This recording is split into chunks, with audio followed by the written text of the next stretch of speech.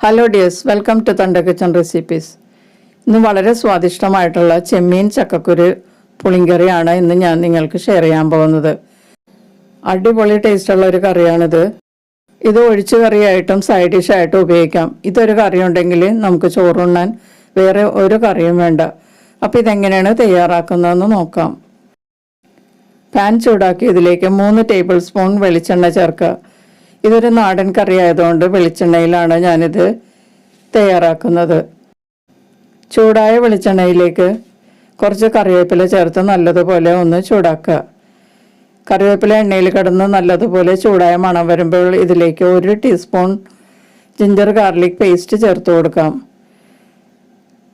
ഇഞ്ചി വെളുത്തുള്ളി ചെറുതായി കൊത്തിയരിഞ്ഞും ചേർക്കാവുന്നതാണ് കേട്ടോ. എൻ്റെ അടുത്ത് ഇഞ്ചി വെളുത്തുള്ളി പേസ്റ്റ് ഉണ്ടായത് കൊണ്ടാണ് ഇപ്പോൾ ഇത് ചേർത്തത്. ഇഞ്ചി വെളുത്തുള്ളി പേസ്റ്റ് നല്ലതുപോലെ ചൂടായി കഴിയുമ്പോൾ ഇതിലേക്ക് ഒരു വലിയ സവാള ചെറുതായി കട്ട് ചെയ്തത് ചേർത്ത് വഴറ്റി കൊടുക്കാം. സവാളയൊക്കെ നല്ലതുപോലെ സോഫ്റ്റായി കഴിയുന്നത് വരെ വഴറ്റി കൊടുക്കണം. ചെറുതായി നിറം മാറി തുടങ്ങുന്ന സമയത്ത് ഇതിലേക്ക് ഒരു ചെറിയ തക്കാളി പൊടിയായി അരിഞ്ഞത് ചേർത്ത് കൊടുക്കാം. ഇനി ഇതിലേക്ക് ആവശ്യമുള്ള ഉപ്പും കൂടി ചേർക്കാം. കറിക്ക് ആവശ്യമുള്ള ഉപ്പാണ് ഇപ്പോൾ ചേർക്കുന്നത്. ഒരു വലിയ പച്ചമുളക് 2ആയി കട്ട് ചെയ്ത് ഇതിലേക്ക് ചേർക്കാം. ഇനി ഇതെല്ലാം കൂടി നല്ലതുപോലെ വഴറ്റി കൊടുക്കാം. തക്കാളിയൊക്കെ നല്ല സോഫ്റ്റ് ആവുന്നത് വരെ വഴറ്റി കൊടുത്ത് ഫ്രൈ ചെയ്യാം. ഒരു 3 മിനിറ്റെങ്കിലും ഇതുപോലെ മീഡിയം ഹീറ്റിൽ ഫ്രൈ ചെയ്യണം. ഇപ്പോൾ തക്കാളിയൊക്കെ നല്ല സോഫ്റ്റ് ആയിട്ടുണ്ട്, നന്നായിട്ട് കുക്കായിട്ടുണ്ട്.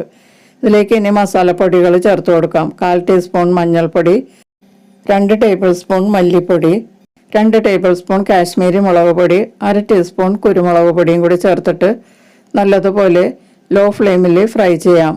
ഈ പൊടികളുടെ പച്ചക്കുത്തൊക്കെ മാറുന്നത് വരെ ലോ ഫ്ലെയിമിൽ ഇളക്കി കൊടുത്ത് ഫ്രൈ ചെയ്യാം. ഇതോടൊപ്പം ഈ ചാനൽ ഇതുവരെ സബ്സ്ക്രൈബ് ചെയ്യാത്തവർ സബ്സ്ക്രൈബ് ചെയ്തൊന്ന് സപ്പോർട്ട് ചെയ്യുക. അതിനടുത്തുള്ള ബെല്ലൈക്കൻ എനേബിൾ ചെയ്താൽ എൻ്റെ അടുത്തടുത്ത വീഡിയോസ് നിങ്ങൾക്ക് വേഗത്തിൽ ലഭിക്കുന്നതായിരിക്കും. ഇപ്പോൾ മസാലപ്പൊടികളൊക്കെ നല്ലതുപോലെ മൂത്ത് നല്ല മണം വരുന്നുണ്ട്. ഈ സമയത്ത് നമ്മൾക്ക് കുറച്ച് വെള്ളം ചേർത്തിട്ട് ഈ മസാലയൊക്കെ ഒന്ന് അഴിപ്പിച്ച് കൊടുക്കാം. ഞാനിപ്പോൾ 1 കപ്പ് വെള്ളമാണ് ചേർത്തത്. എന്നിട്ടൊന്ന് നല്ലതുപോലെ ഈ മസാല അഴിപ്പിച്ചതിന് ശേഷം നമുക്ക് ബാക്കിയുള്ള വെള്ളവും കൂടി ചേർത്ത് കൊടുക്കാം.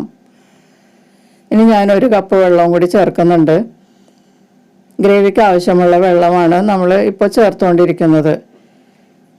ഇനി ഇത് നല്ലതുപോലെ തിളക്കുന്നത് വരെ ഇളക്കി കൊടുക്കുക. നന്നായിട്ട് തിളച്ച് കഴിയുമ്പോൾ ഇതിലേക്ക് ചക്കക്കുരു ചേർത്ത് കൊടുക്കാം. 250 ഗ്രാം ചക്കക്കുരു, അതിൻ്റെ തോടും ചവരൊക്കെ ചീവി കളഞ്ഞതാണ്. നന്നായിട്ട് വാഷ് ചെയ്തെടുത്തിട്ടാണ് ഇപ്പോൾ ഇതിലേക്ക് ചേർക്കുന്നത്. ഇനി നല്ലതുപോലെ ഇളക്കി കൊടുക്കാം. തിളച്ച് കഴിയുമ്പോൾ മൂടി വെച്ച് നമുക്കൊരു 15 മിനിറ്റ് വേവിക്കാം. അപ്പോൾ ചക്കക്കുരുവൊക്കെ നല്ല സോഫ്റ്റായിട്ട് വെന്ത് കിട്ടും. ഇപ്പോൾ 15 മിനിറ്റ് ആയിട്ടുണ്ട്. ഇപ്പോൾ ഗ്രേവിയൊക്കെ അല്പം കുറുകിയൊക്കെ വന്നിട്ടുണ്ട്. ചക്കക്കുരു നന്നായിട്ട് വെന്തിട്ടുണ്ട്. ചക്കക്കുരു വെന്തോന്ന് അറിയാനായിട്ട് നമ്മൾ ഇങ്ങനെ എടുത്തിട്ടൊന്ന് കിള്ളി നോക്കിയാൽ അറിയാൻ പറ്റും. ഇനി നമുക്കിതിലേക്ക് ക്ലീൻ ചെയ്ത് വെച്ച ചെമ്മീൻ ചേർത്ത് കൊടുക്കാം. ഞാൻ 200 ഗ്രാം ചെമ്മീനാണ് എടുത്തിരിക്കുന്നത്. അത് ഇതിലേക്ക് ചേർത്ത് കൊടുക്കാം. 250 ഗ്രാം ചെമ്മീൻ അതിൻ്റെ തോടൊക്കെ കളഞ്ഞെടുത്തപ്പോഴേക്കും ഏകദേശം ഒരു 200 ഗ്രാം ഉണ്ടാവും. അതാണ് ഞാനിപ്പോൾ ചേർത്തത്.